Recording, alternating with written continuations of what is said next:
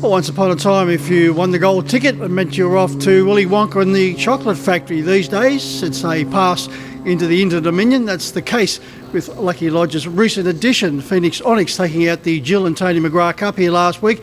It meant that Kerry Ann and Robbie Morris will be heading south in hope of getting the chocolates during the Inter-Dominion campaign late November, early December at Melton. I caught up with Robbie to have a chat about this particular trotter, also his chances at Club Menangle on Saturday night.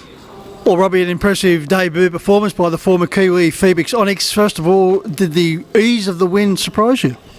No, his work's been really good, and honestly, his form lines in New Zealand were really good. He's been racing some pretty handy horses, so I thought if he come here and he could hold that form line, he'd be highly competitive in our trot races, and he was well within himself, which was good.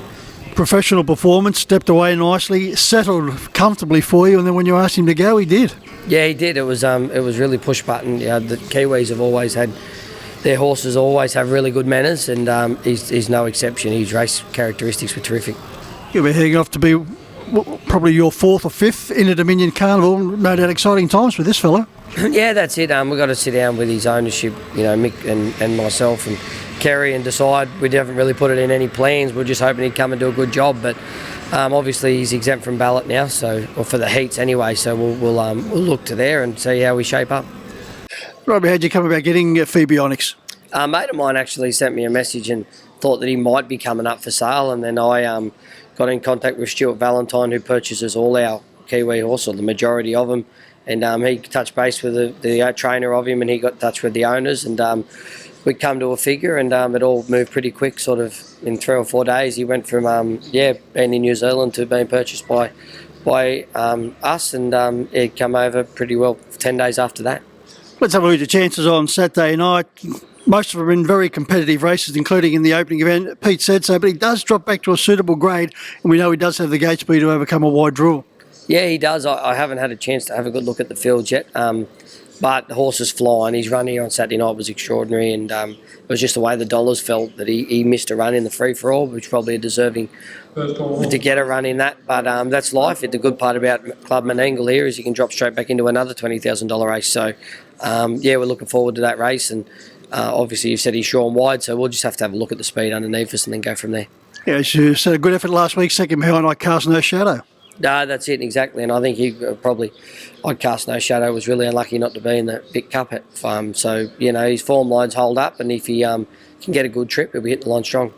In the second, Ziggy Rocks mixing each form, but last start third behind My Ultimate Byron, who we know was a very classy performer at Newcastle last time out. Solid display. Yeah, really happy with him. He's been going backwards forwards from Newcastle to Menangle, and he's been ultra competitive in both arenas. We didn't go back to Newcastle this way. We elected to go to the 95 here.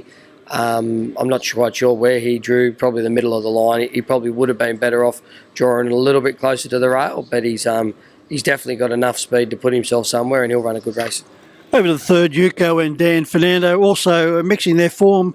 Seventh, beaten 21 metres behind Port au Prince last time out, Yuko, and Dan Fernando coming off a second behind Man from Bravos at Newcastle.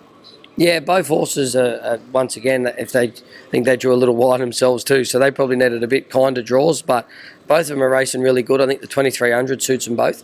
If they can get a good soft trip, I think Yuko's racing really well. Which one are you likely to drive, Rob? Looking at that, I'd probably say I'll end up with Dan Fernando, and Josh will drive Yuko. Over to race 5, we've got Fair Cruising in gate 1. Port au Prince, very promising performer. He's drawn out wide. First of all, Fair Cruising. Yeah, he's a funny horse. He goes to Newcastle and his runs are off the charts, and I thought he was entitled to run second last week here, and he ran fourth. His run wasn't bad, but I thought it could have been better. Comes up with a plum draw, so that'll be handy to him. Port au Prince, if he's drawn out wide, there's probably a few nice ones in it. Romany's a really nice horse for the Jack Trainer barn, so we'll just have to see how the gate goes from there, and we'll work forward and work it out. Port au Prince, he had a nice run in the carousel and took advantage of that. And last week, you drew wide and you were caught in no man's land, but you made a split-second decision and proved out to be right. Yeah, I just wanted to float out the gate. I didn't really want to get into the early grind, and I didn't really want to be outside the leader either, but just the way it turned out, we had 4 or 5 really head forward hard, and the rest of the field went back, and I sort of just got left in limbo a little bit there, but we just sat there and relaxed for a minute and just let him get in a good rhythm and get him breathing right, and when they come up for air, we made a move, and we're lucky enough that we rolled to the front.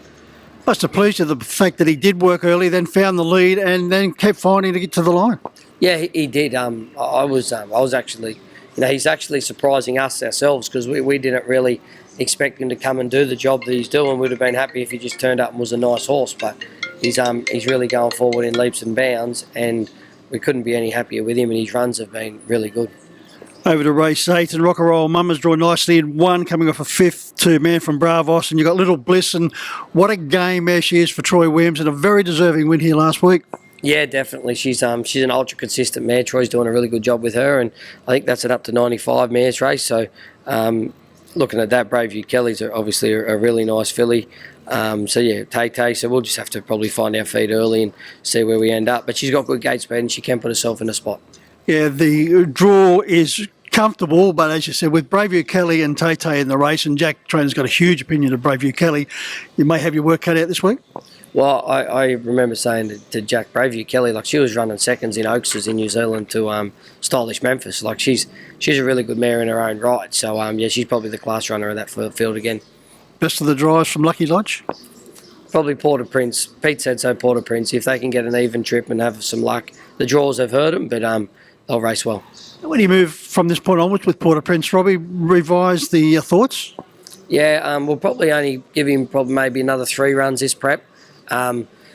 We toyed with the idea of tipping him out for a spell, but with summer coming up and obviously with the weather, who knows what's going to happen. But I don't really like working especially the Kiwis that have just come in the heat. So we might look at sort of spelling him over Christmas when it really heats up. So we might just get through sort of October with maybe 1 or 2 more runs, and then maybe a run or 2 in November early, and then that might pull him up and you have a month or 6 weeks off and come back early in the new year.